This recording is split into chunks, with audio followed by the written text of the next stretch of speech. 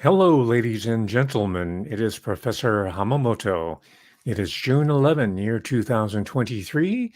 It is 6:15 p.m. PDT. I hope you're doing all well on this weekend. It's Sunday, and I see that the live chat is working, and apparently TubeU has dropped its temporary suspension of mine. But in case they haven't, I direct you to the Patreon site that I have. It's under Professor Hamamoto. You're welcome to join. And what I do if they don't post this, I redo the show almost immediately and I post it on Patreon. Okay. So I'm not going to leave anybody hanging. And the suspensions don't really pertain to me because I'm not dependent on TubeU. We know it's really descended probably into oblivion before too long for reasons that I'll discuss today. But the focus, as I put in the description, is the alternative, or maybe if you like, the complement to one Tucker Carlson. And unless you've been living in a cave recently, as they say, you know that there was all kinds of brouhaha surrounding the firing and the persecution, if you want to take it that far, of one Tucker Carlson, who's now doing his show on Twitter. And I didn't see it live, but I did see the repeat of the first show. And of course, MSM or Legacy Media said it was a failure. And of course, indie media said it was a rousing success. You decide which it was, but apparently, and this is only after, I think I looked a couple days ago, that first show got 110 million views. Some were looky-loos, I'm sure, in the competition, but I would prefer to think, and I'm fairly well convinced that it's because there is a market shift in the media ecosystem. I don't want to use that term, but I want to be with the times. So that's a term that'll soon go out, hopefully very soon. But within the system of and it might be an illusion between independent and legacy media, because the jury's still out, as far as I'm concerned, whether Tucker Carlson, I'm sorry, is for real or not. Right? We've seen this happen time and time again, and sometimes these personalities go through cycles, right? They come out of the chute wild and hairy, and then they're mainstream, and then the chain is jerked, and then they're wild and hairy again, and then they become mean. It's kind of cyclical, and he wouldn't be the first person where that happens. But nonetheless, today the focus is not on Tucker Carlson. Today's focus is on an individual that we know, or you might know of him, especially if you're a quote unquote millennial or a younger person. I don't discriminate. I watch a wide variety of shows. All right. I'm not really tubed like YouTube wants to do. They don't have me locked into a tube. My reach, my spread, my interest, my professional purview or terrain is fairly wide ranging. At least I'd like to think so. And I mention that because social media's strength is its ability to shunt you into a certain cul-de-sac of experience and of discussion, right? So I encourage you, even if you're of my generation, the so-called boomers, or even younger, I think this person who we're about to talk about in a moment has a large following of probably young teenagers, people who look up to guys his age, and people in their 20s, which is good. And in fact, I'll start with fairly soon in a moment, a really uplifting, optimistic, but empirically grounded editorial piece. And that's not an editorial piece in that it's tendentious and pedantic and boring as hell, and someone's just spewing whatever some editor wrote for them to mouth on CNN. I'm not talking about that editorial. I'm talking about the old school editorial. Yeah, and I know there's, back in the old days, even those were custom made to get across certain political agendas. I'm going to stop qualifying my assertions because I think my audience is savvy enough to know that there's stories behind the stories here. All right, so I'm not going to keep digressing in that way. But he's an editorialist in the true sense of the word as a journalist, and I do consider him a journalist in every sense of the word. Sure, he's got the long hair and the goatee, and in the early days, and I kind of look back into my history with him when I discovered this person. His name's Tarl Warwick, Tarl, Warwick, as it's spelled, Warwick. All right, I just learned this day by watching his recent videos. He's only 35 years old. Okay, so he's in that really important, can I say demographic? That group there that is going to be taking the American Republic back to where it once belonged. Right? Get back to you once belonged. Remember that lyric? Okay. Maybe that's not what the Beatles had in mind, but that's where we're going. If he is an indication, Tarl Warwick, or he's better known as Stixenhammer 666. And also, don't be put off by the 666 designation. I think at one point in the early phase of his career as a young man, he might have been interested in Luciferianism or occult or whatever it is. And I read a lot in that area. I'm not an occultist or a Luciferian, but I don't really respect these boundaries that are artificially erected for us not to go there. And I've learned quite a bit, especially about how the enemy functions, how they think, their worldview. You know what your worldview is, and if you're a regular viewer, you know for the most part what my worldview, or Weltanschauung, as they say in German. But we're only now beginning to learn the perverse, deviant, truly outre or way out worldview of the people who run the show. And I'm not talking about the mid-level administrators. They're kind of going along, get along, and they're going to have to change, and they will. They're going to have to rebel against the bosses.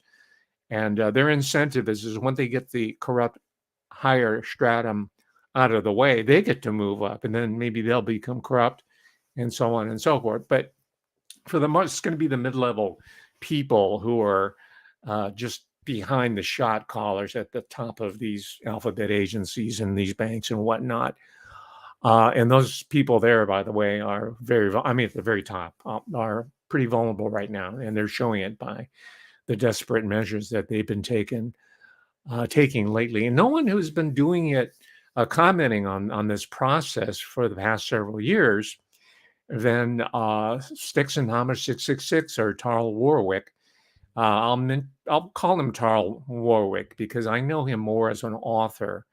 I looked in because I knew I bought his book, so I looked on Amazon.com to see which books I bought and when I bought it. I bought one of his early books that was published in October of 2016. He's been at it a long time. That's why it shocked me he was so young. 35 as of today. We're talking about 2023, June 11. So what? He was 7 years younger. He was in his 20s. He was publishing and putting out into the world, at least a certain segment of the world, some incredible political commentary, and it's more important than ever. And he's matured. He's sharper than ever. He is whip smart and very clever, well-spoken gentleman, and he has just the type of personality quirks that could find him a really good audience that would far outstrip that of Tucker Carlson. Tucker Carlson's audience is drawn from people like me, the boomers like him. He's an earnest young man who, wears a jacket and a tie. And he's a family man. He's got 4 children, and he's married to the same woman for a number of years. He's a solid rock, and I'm not denigrating that. That's all fine and dandy. But that's not what your millennials or the generation after are looking for. They're looking for someone cool, someone with long hair and who's into maybe Swedish death metal or knows a lot about the alternative goth culture. If I won't put him in that bag, but I'm just saying that people who are of that ilk. And if you remember your teenage years, anybody that's over in their 30s is considered to be old. That's your parent, that's your mom, that's your dad, and you can't talk to them. So there's a generational. And of course, when you cross that divide, as Tarl Warwick himself has crossed, and I think he alluded to the fact that he's a family man. He has one or two children. He's married, as he's a homeowner. And one of the people in the chat room said, and I don't like to repeat just hearsay because I don't want to be the purveyor of misinformation. Someone said that he went out of the country, but I didn't think so. I think he's still living. I think he's up in Vermont, in sort of semi-rural area where you can grow crops and have cats and dogs and chickens. Maybe I don't know. It sounds really nice, and lives in a relaxed countryside environment. But anyway, you can figure that out for yourself. All I know is that back in 2017 October, and this was when I was on my way out from my own profession after 21 years in one institution, University of California, and I was ahead of the curve because I was putting out the warning what was going down, including the what of the past 2 years and how they were going to deliver it. Because I was reading my Leonard Horowitz a long time, Dr. Leonard Horowitz, a long time ago. I read all that. I was quite familiar with it before the large cohort now, the what I call the puppet punditry, who are synthetically being put in place to drown out the original, even OG voices like Tarl Warwick. He's not that old, but he's been around quite a bit.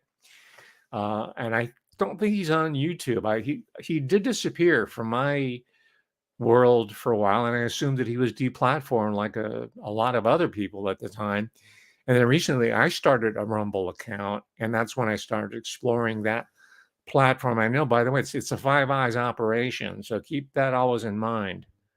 All right, it is based in Canada. Canada is not the friendly nation, although it's a Commonwealth country. It's not really a nation. It's an extension of the British Empire. To the north, we as Americans, and I'm a third generation American. Okay, I'm more American than Gavin fucking McGinnis or Milo Yiannopoulos, and they should not be on the stage with American political candidates, and they should not be involved in any way, shape, or form with the American presidential election. You got that? They're foreigners. They're aliens. All right. But they carry themselves off as that, because, in America, the society's pretty open. It's a fairly accessible society, just about anybody, as we're finding. I mean, by hook or crook, we're accessible, but that is also our weakness, right? So if you're going to patrol the borders down south, and if you're going to be talking about the Chacoms, then we got to be consistent and talk about the aliens who are also dicking around with the American political process. I just named two of them. There's lots of them. Another one is Trevor Loudon, who's a New Zealander, Five Eyes. There's tons of them, but they get a pass, right? Because they don't have brown skin or they don't have yellow skin, right? Race does matter. It does matter, right? I know it's unpopular to say that because there's been a backlash, which is part of the process, by the way, in stirring up all this animus here. But one person who doesn't seem to fall for the whipsawing psychology of the behavioral scientists who are shaping American society, politics, and culture is Tarl Warwick. Now, again, I think his participation or involvement with the occult, I don't know how far that goes. Seems like now that I've been watching him again on Rumble, and we'll get a glimpse at him, because I think you might not have seen him, so I'm going to do as an extended pieces with him. They're short. His editorials are 5 minutes, 6 minutes long. They don't just go on and on. They're not repetitious. They're highly original. He's a good writer. He's keen. He's a keen observer. He's funny too. He's got a sense of humor. It's an arch sense of humor. It's not a bro sense of humor. It's high context, if you will, but it's there. And I think that's one of the sources of his growing popularity. But anyway, I bought his books because like I said, I investigate any person, place, or thing that seems to be breaking and holds promise for further evolution. And he's certainly evolving, even though he was, I guess, assuming that he got kicked off of YouTube. And also, I forgot to mention the fact, okay, I did allude to the fact I've been exploring Rumble. I started a Rumble account.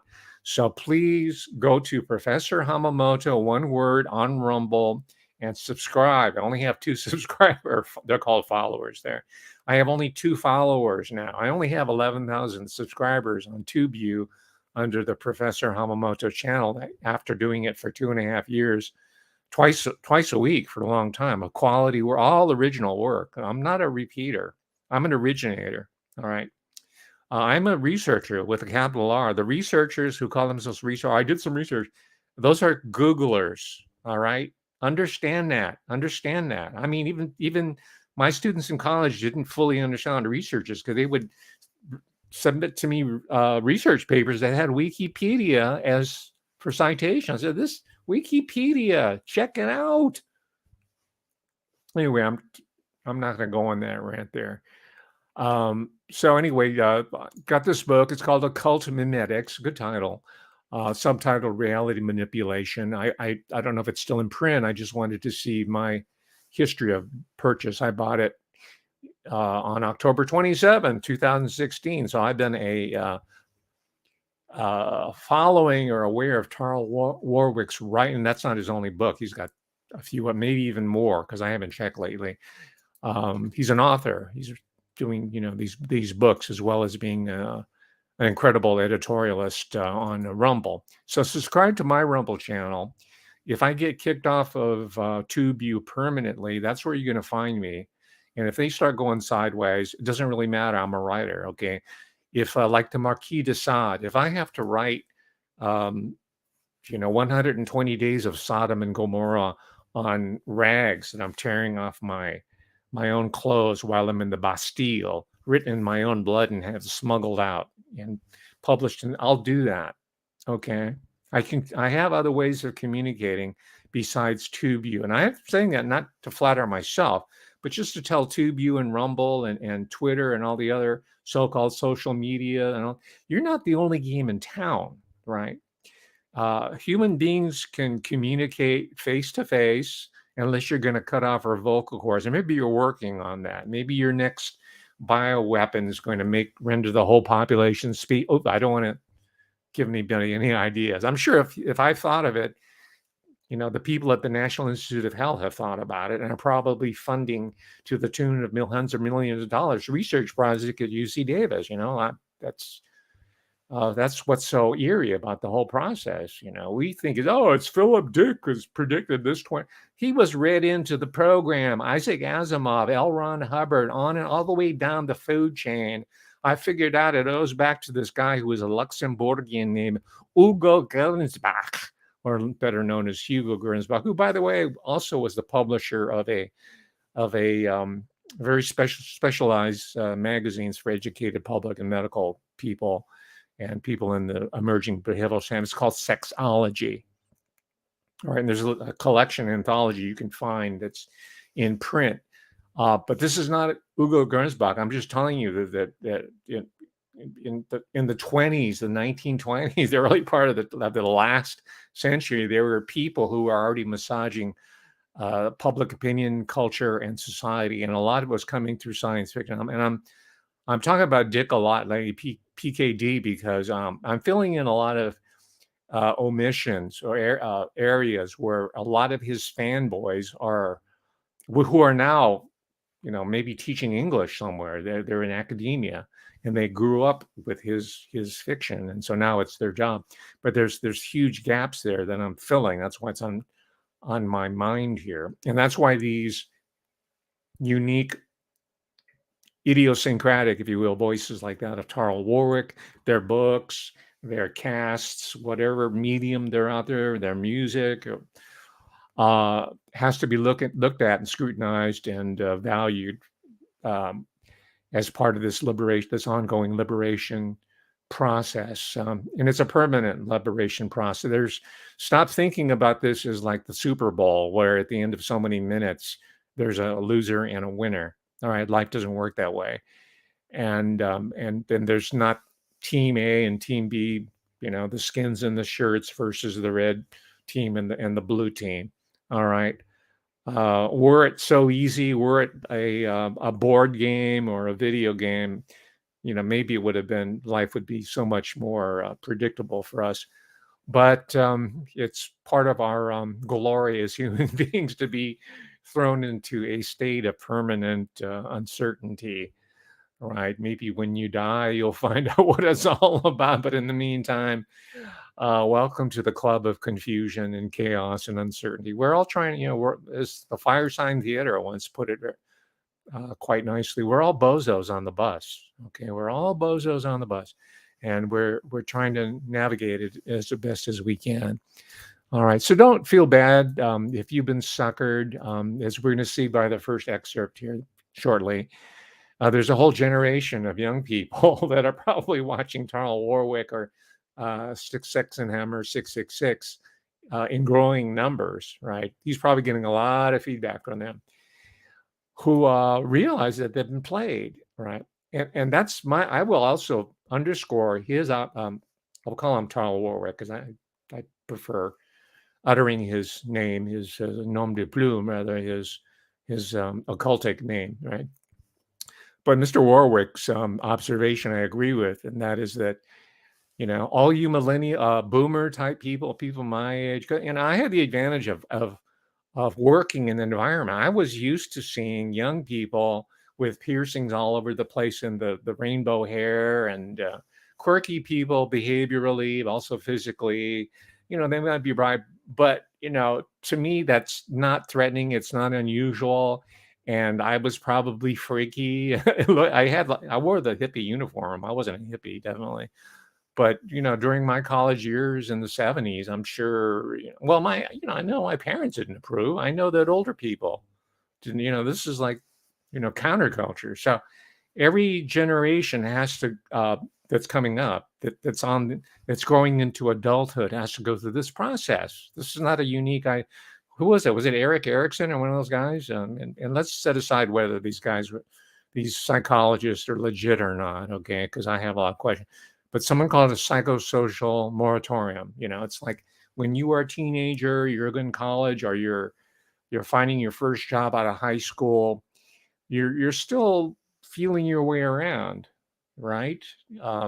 Especially in the post-war period. Maybe in the old days, in the early part of the 20th century, you were 12 years old and you were working at the factory, or at 8 years old, you're doing a man's level chores on the farm. But we're talking about, contemporary, and for all practical purposes, we're talking about my generation and beyond the boom. We're the first post-World War II generation. So we understand that there's a psychosocial transition. So I will underscore that. Do not be afraid of them. You don't have to coddle them or embrace them or give them their safe space or blah, blah, blah. They're going to outgrow it. Right. They're going to outgrow it. And I wouldn't say it's just a phase, because there's part of me that's very much, I'm 18, I'm a man, I'm a boy. I hate that song, but, I'm like, you never kind of outlive your 17-year-old self. Thank goodness. But, so I'm not saying that, abandon, your past. They're going to bring it along with them. But in addition to that, they're going to be monsters, man. They're going to be the ones who are going to correct the course that the ship of state has been taken by the globalists, the corporatists, right? I know people say, "Oh, they're the communist." These are all names that thrown out, and I don't think they really the premillennials are frightened by those terms. We are, as baby boomers, we were scared, right, of communism every day. They were going to invade us, right, and they were going to bomb us into oblivion. You remember the old drills where we had to dive under the desk and cover ourselves because the Ruskies were going to bomb us, or the Chinese. Of course, we didn't put much store in the fact that China was up and coming. The Kissinger and Rockefellers knew what they were going to do, but we didn't know. It was the Soviets at the time. So let's put it in that frame of reference. I agree with that, and I think let's start with this particular set of observations about him. And I guess he doesn't cite him. I think he has some empirical data that underscores his argument that there's a mass transformation of all these people that irritated the hell out of us. They were featured incessantly on Alex Jones. I think that was his function for these guys, Glenn Beck, Alex Jones, is to like put those people on there to irritate the hell out of you and me so that we would be put into a reactionary mode, right? They're part of that dialectic whiplash behavioral psychology themselves, whether they know it or not, right? And that got old for me after a while, and I haven't really been watching these shows for a couple of years now, because, well, for a number of reasons. That's another discussion. Let's take a look at Stetson Hamad 666 or Tarl Warwick. Here he is.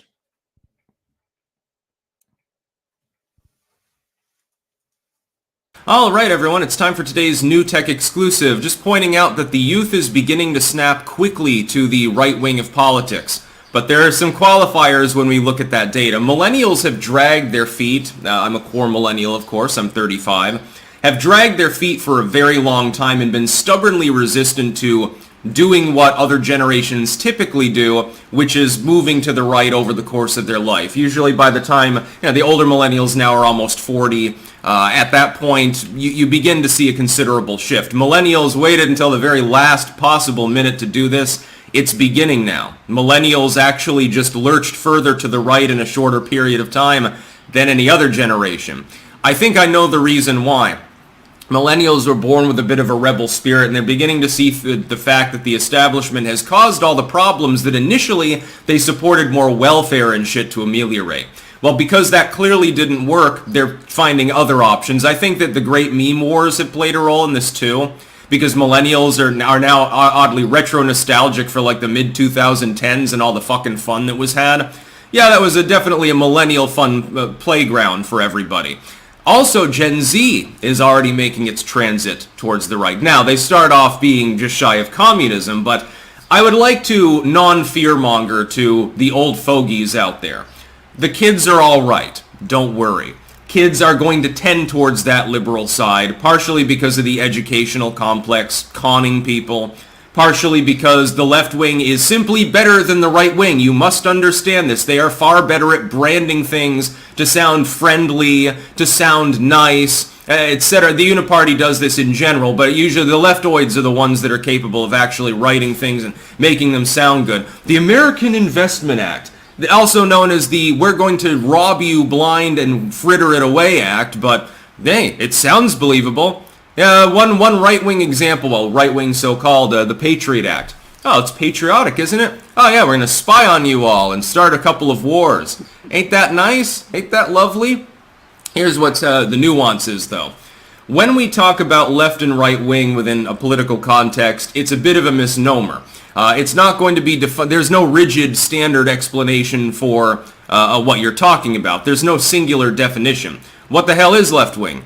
What the hell is right wing? Are we talking just on an economic context? Are we also talking about moral issues? Are we deriving that from a certain subset of issues on which we ask a person's opinion and rate them, 5 out of 11 or 6 out of 11? How you lean slightly left or right or something? How you can do that. You can get a pretty good read of the room. But it's not, because there's no rigid single definition, we have to be cautious about this. I would also point out, again, the one thing we do know is that millennials are making that journey very late in life compared to prior generations. Normally it begins around the mid-20s. With millennials, they waited until they were well into their 30s. It's just that it's more pronounced, but it appears to be because it was belated. So all of that extra jumping to the right happened over a shorter period of time. You got to make up for lost time, and so it makes millennials look like they're going full MAGA mode right now. It's closer to a 50-50. That should, by the way, worry people on the left. If the youngest generation that can vote is now making a legendarily fast march towards conservatism, again, something ill-defined, the terminology itself is not apt. We're admitting that.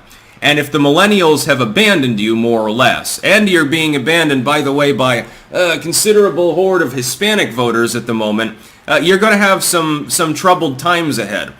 The other thing is this. I realize that liberal and Democrat aren't synonymous. I realize conservative and Republican, well, they're almost mutually exclusive if you look at the unipartists. I understand that. Many of you understand that. Does the average voter understand that? No, they see them as the same. And so when we're looking at this, we're also getting a fairly good read of the trajectory of our two mainline political parties.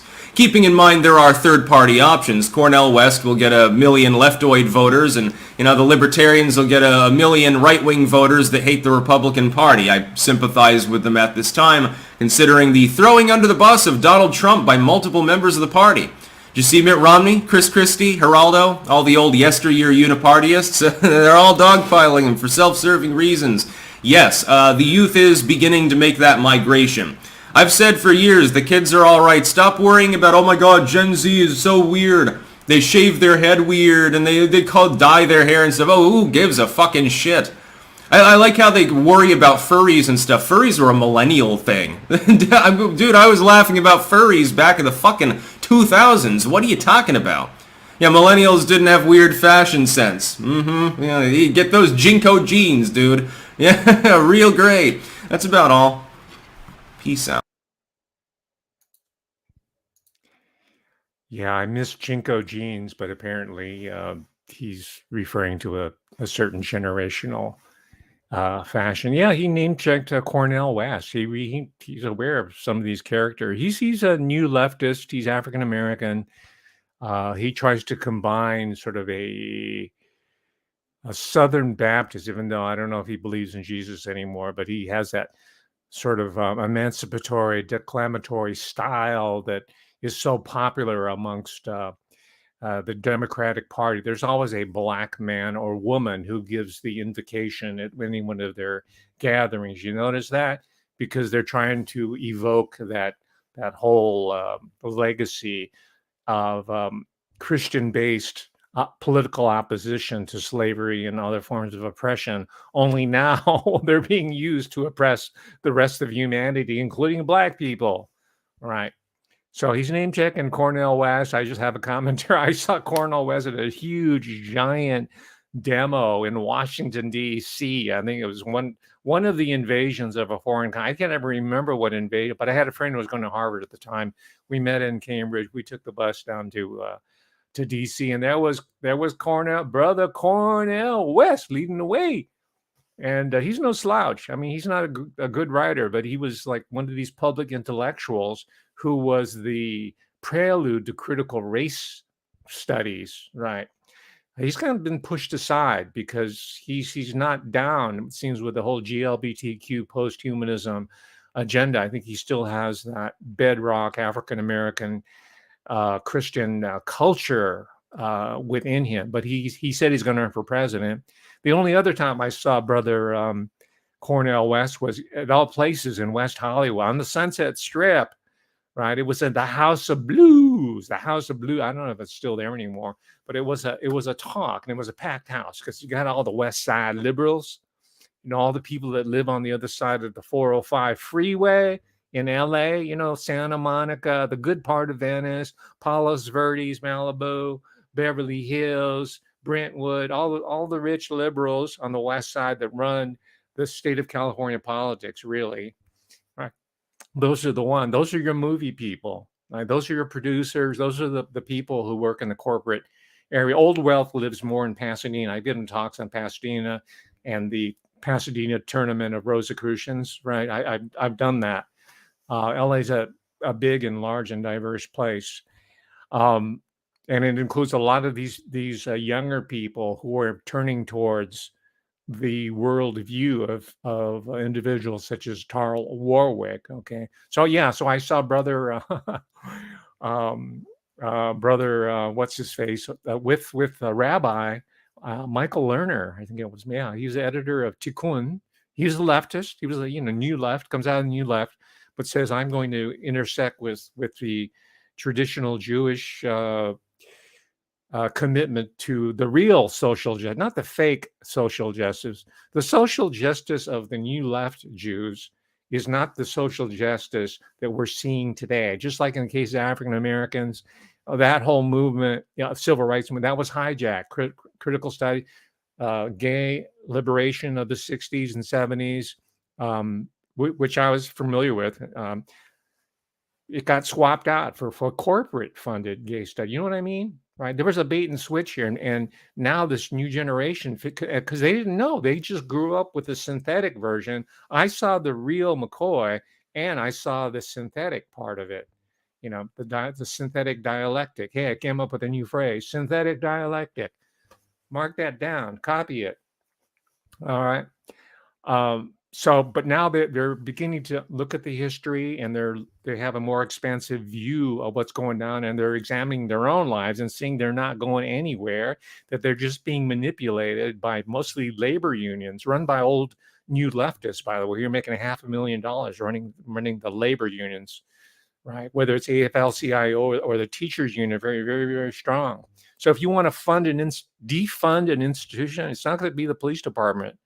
It's got to be these unions, these corrupt unions, which have far outlived their usefulness in protecting. And again, it's one of those deals where they once had a vital function and protective shield for the working man and woman, the working class, right? But there is no working class because there's no work, right? So what do they have to go for? A new proletariat, and that's young people, children.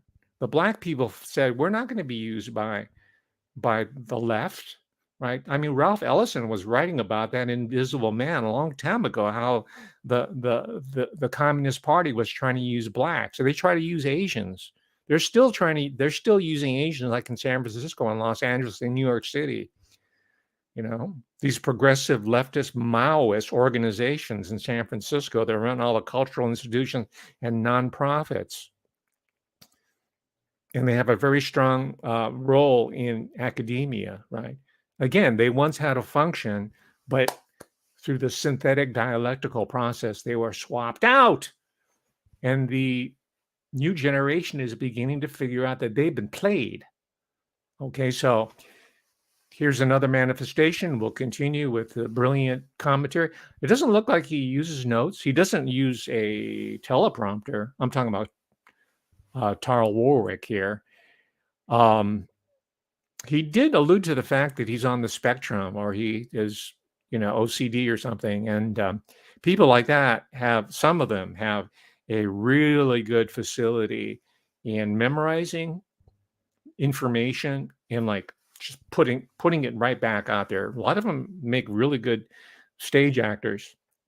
Right. In movies, you can do retakes, but stage is like, it's got to be spot on, immediately, or musicians.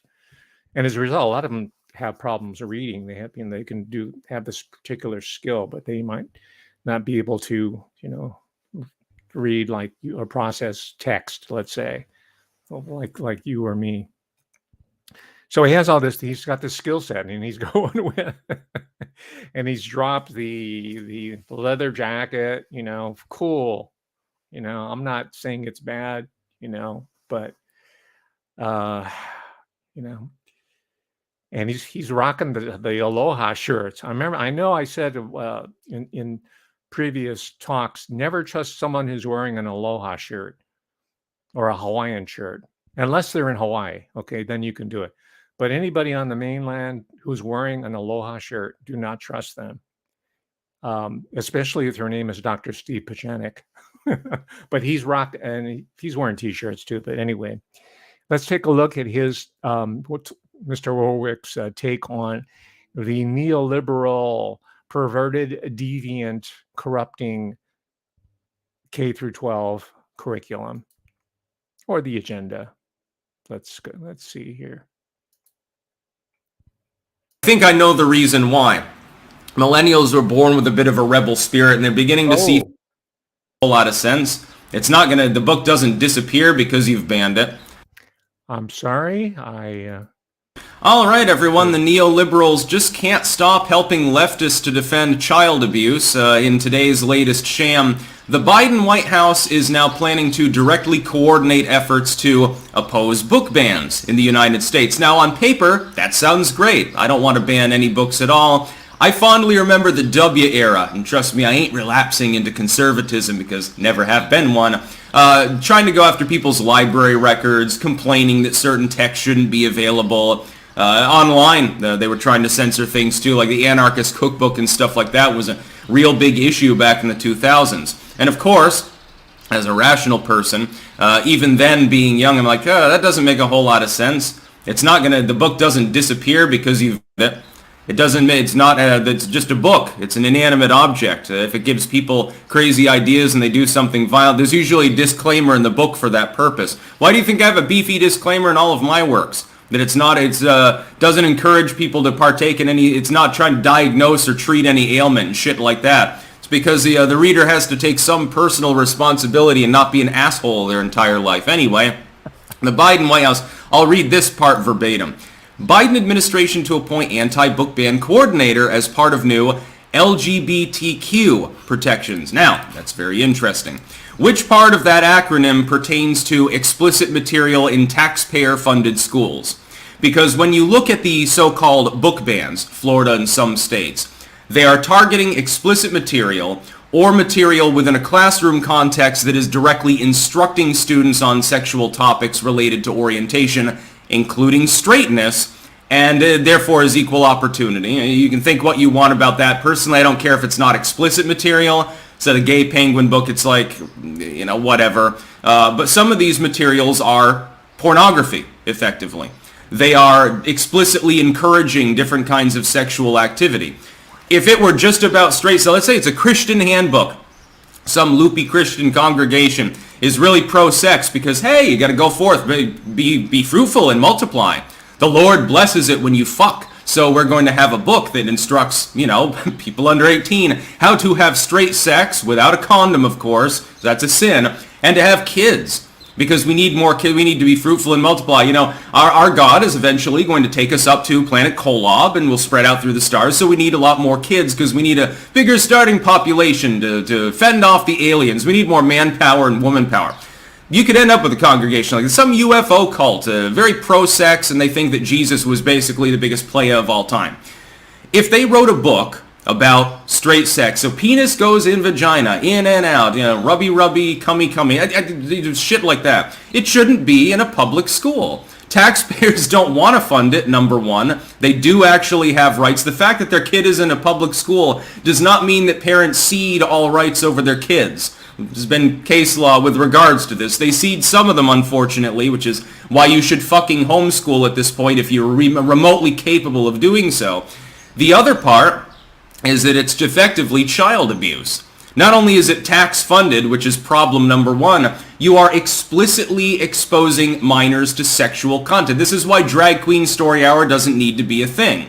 If it's just somebody who's cross-dressing reading to kids, that's not illegal. It's weird, but, and most people find it weird, whether they're willing to admit it or not. It's unnecessary. It's not illegal.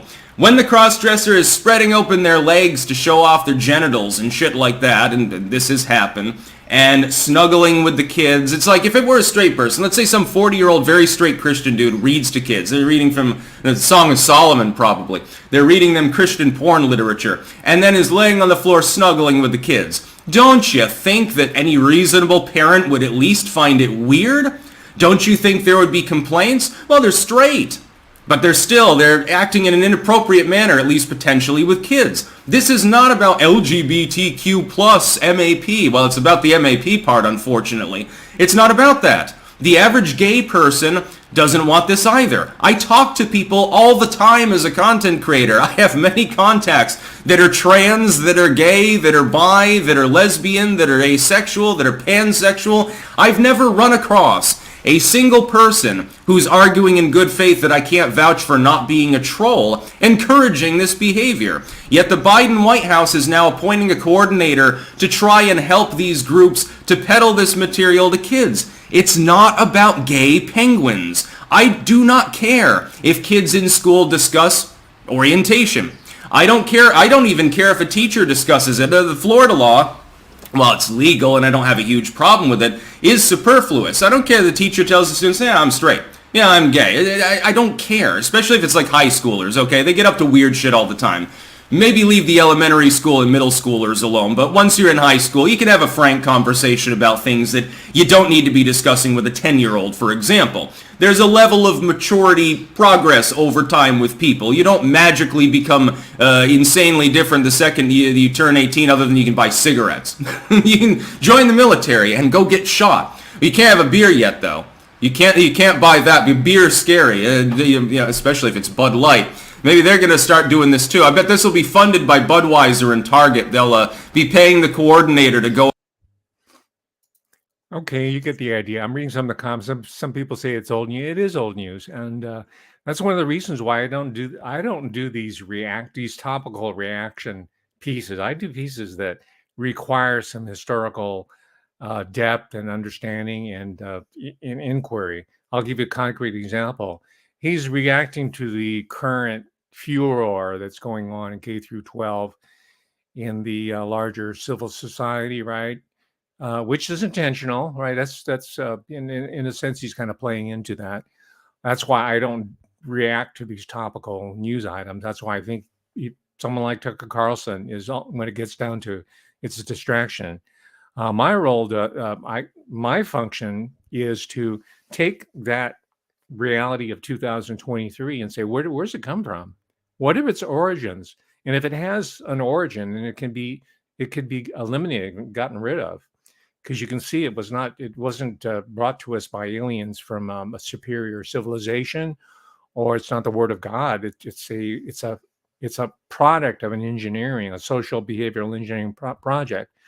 And indeed, I found it. This is another talk. I found, thanks to my patrons, I can buy these older books out of print. And guess where this point of origin was? It's Orange County, California, in Anaheim, where I went to school. That's why I got into it. That's why I've been trying to study all these testing programs for children that were brought to the fore, especially during the President Kennedy administration. They had a twofold process: one, to refill the ranks of all these Nazi scientists that were aging out with paperclip, all the best and the brightest, right? And then secondly, as I'm finding out, probably to identify children with psi ability, right? Remote viewing and psychic ability. That was also part of when I'm now, but it was all happening in Orange County. The reason I mention Orange County is because even now, and Philip Dick moved to Orange County the last 10 years of his life, or lived in Orange County. That's where his mature work was written, not necessarily published in his life. It was written there in Orange County, and they cannot understand his critics, his supporters, his fanboys, and because Orange County is not being fully understood. It is the heart and soul of the military-industrial complex, ladies and gentlemen. It's not Disneyland. Why do you think Disneyland was put there? Right? To let Mickey Mouse distract you from the evil that was being brewed within all these different companies like Hughes, Autonetics and whatnot. That's going to be a different talk. So once you understand the origins of that, then his complaint has more substance and there's more gravity. Otherwise it's just news. It's just old news. Oh, I heard this before. You play it off. But unless you understand the foundations of it, we're going to be in this continual cycle again. That's my particular contribution here, if I may say so. So that's part of my guilty pleasures. I watch a lot of these reaction videos, and I hope you will get out of your comfort zone Stop watching people who just share your particular beliefs, who wear the same styles as you and think like you, because you're no better than someone who's on Twitter or TubeU, right? You are falling prey to the same syndrome that is being enforced society. Well, you're no better than the teenager who looks like that everybody over 30 is a dinosaur that needs to die, right? I'm exaggerating, of course, but so let me, lighten the mood for a moment to show you where I was inspired by my guilty pleasure. And I think these videos have a very important role to play. They're instructive. I think if more people watch these types of reaction videos that I'm about to show you, BLM would lose its reason for being. The whole GLBTQ movement would disappear, because people will realize that they've been inculcated with a bunch of disinformation, lies, and ignorance. All right. Did you know that there's a group of people who are in this younger generation who think that the Bee Gees were a black group? Yes, I was astounded by that.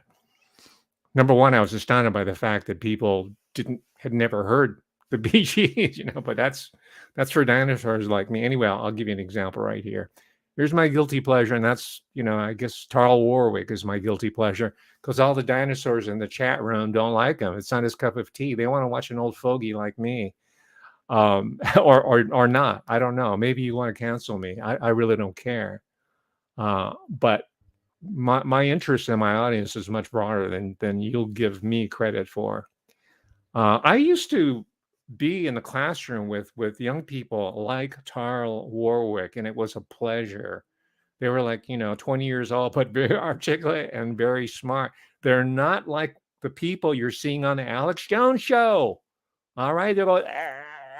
They're not like that at all. That's just some selected editorial done by John Bound or whoever, these little editors are, right? In order to keep the pot stirring. You understand that?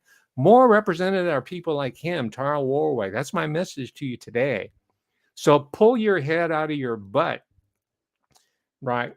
And stop accusing the other side of your own predilections, your own prejudices, okay? And that goes for me too. I'm always checking myself, always. And I'm not the perfect. I always kick myself for missing such obvious lessons. So anyway, let's take a look. Take a look. One of my favorite reaction videos of all time. It's only a couple minutes. If you don't like the Bee Gees and or black people or rhythm and blues, or it's not your style of music, just bear with me a moment. Will you indulge me? Thank you. It was a white man on the cover, but he must be like the guitarist or the drum player, but I know the lead singer is black. I know soul when I hear soul, bro.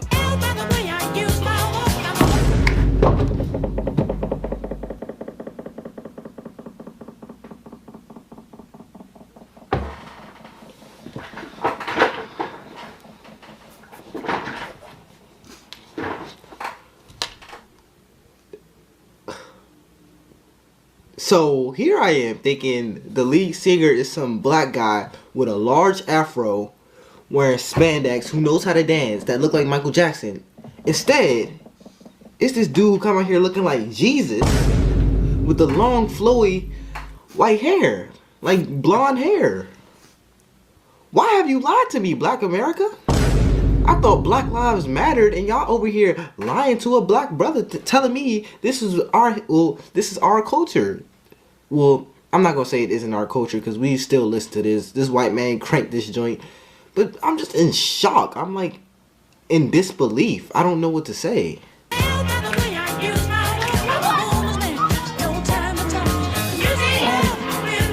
No! Dude, this is them? This is our fucking roll bounce. Y'all, I heard this off of roll bounce, and the whole time when they said the Bee Gees, I'm thinking the Bee Gees are black. I mean, they white. I thought they were black. So, dude, what the hell? Yes! I love it. Bro, I am I believe tripping? It.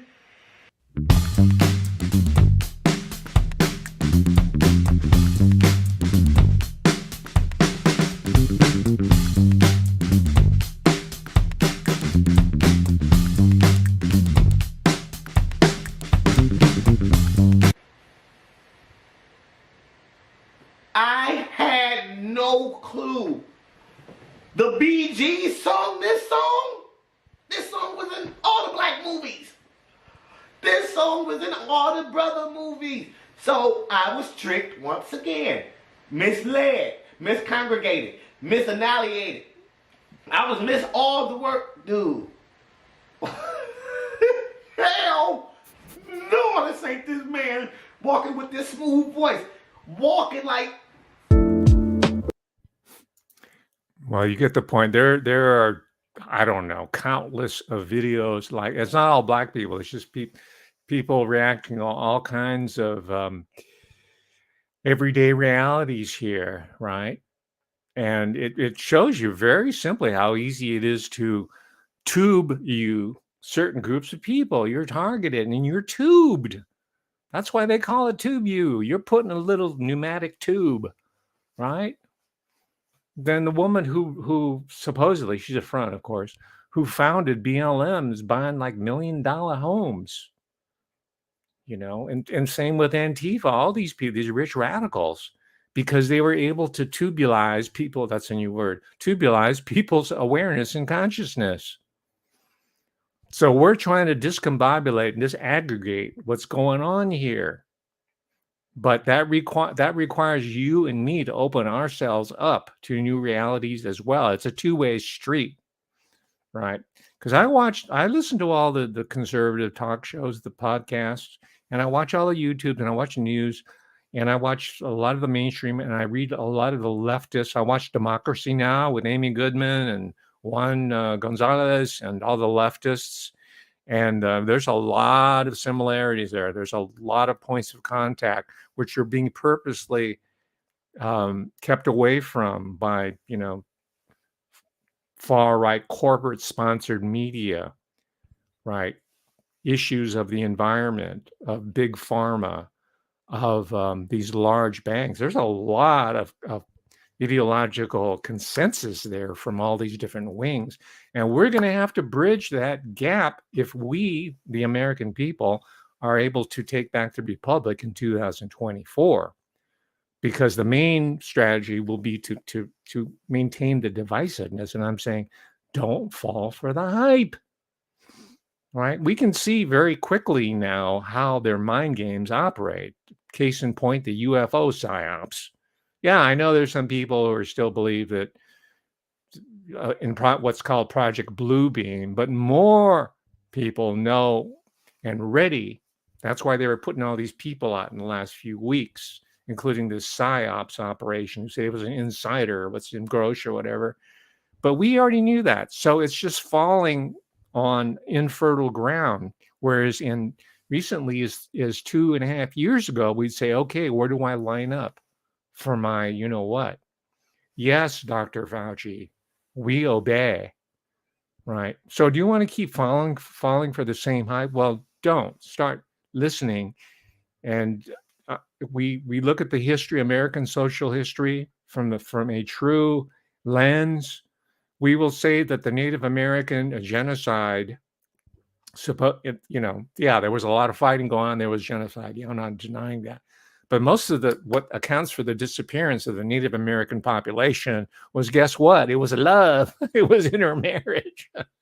The people came together and they became, people. They became a species, right? But the way we're taught is like, oh yeah, all the Indians were killed. They were murdered, and they're still doing that with the different groups. Right? If you want to look at the history, the history of African American people, African origins, because some people might object to African American or Black or whatever. So people of African origins going back generation, and people of European origins or Asia, whatever, they've been like this all along. The culture, the food, the intermarriage, the fighting in the trenches and fighting against each other.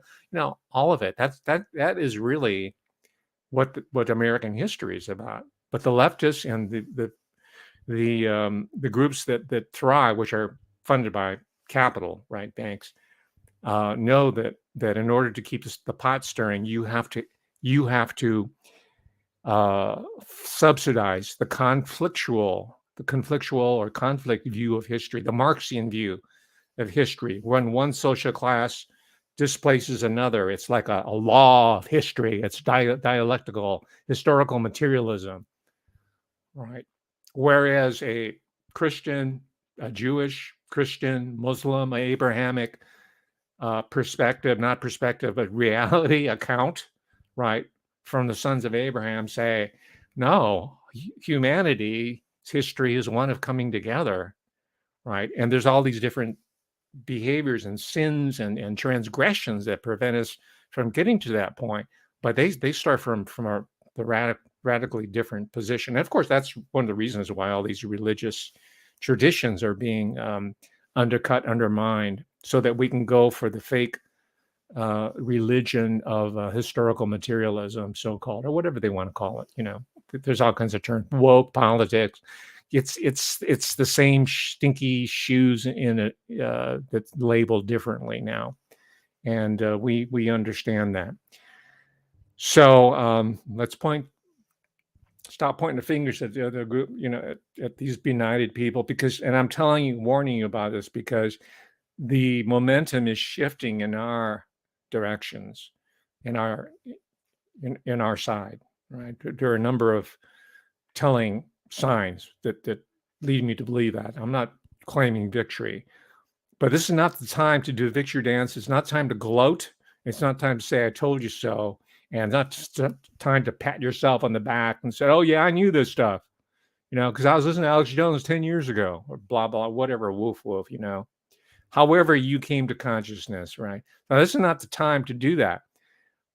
This is the time to redouble our efforts to make sure that justice is done and these miscreants don't have any sort of opportunity. It won't even come to the mind that they're going to try part 2 of what we just got out of. You understand? So I'm counseling intensified vigilance, not self-congratulation, right? That's what I see a lot of it. Oh, the world, because you know I don't watch Alex Jones show, but I get the little bits here, and so I was checking in on, and he says, yeah, the world has become Alex Jones. This is not the time to pat yourself on the back, especially since, you know, your organization was one of the mediums to create this false dialectic, right? Not just him, but there are others as well. They've gone to a different stage. Now they have the pop-up synthetic pundit. They've moved on to Joe Rogan, and now they've set up Tucker Carlson. So vigilance is the word. Victory, vigilance. And it also means peace out, ladies and gentlemen. Thank you so much for being with me on this live cast. I hope YouTube doesn't take it down. If it doesn't, I'm going to put something on you for Patreon. So join my Patreon. That's where all the good stuff is too.